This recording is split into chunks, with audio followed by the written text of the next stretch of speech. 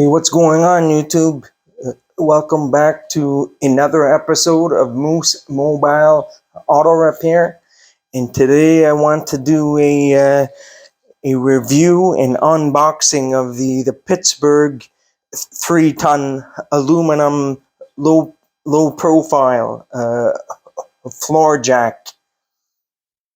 I just got back from USA, and so I picked up one of these to replace my old one.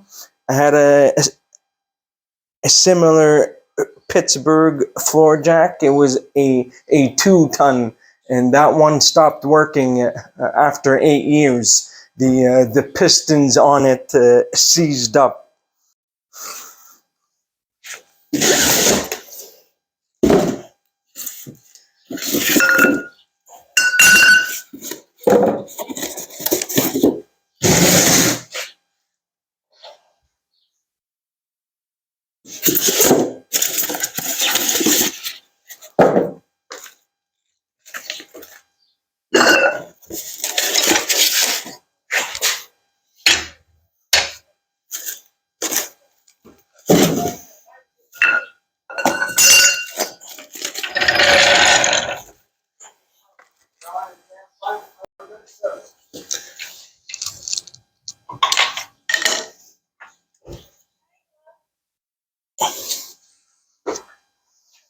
So I'm having a look at the owner's manual here for the floor jack, but it's not saying anything about the bleeding.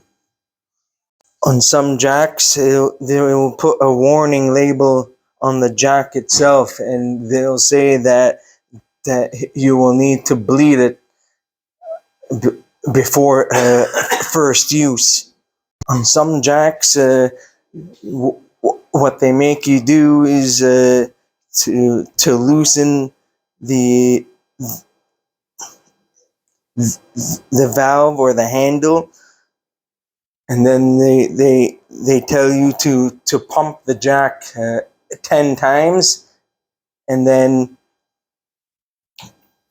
you turn the handle clockwise, and then you pump the jack 10 times until it reaches the very top level, and then you're good to go.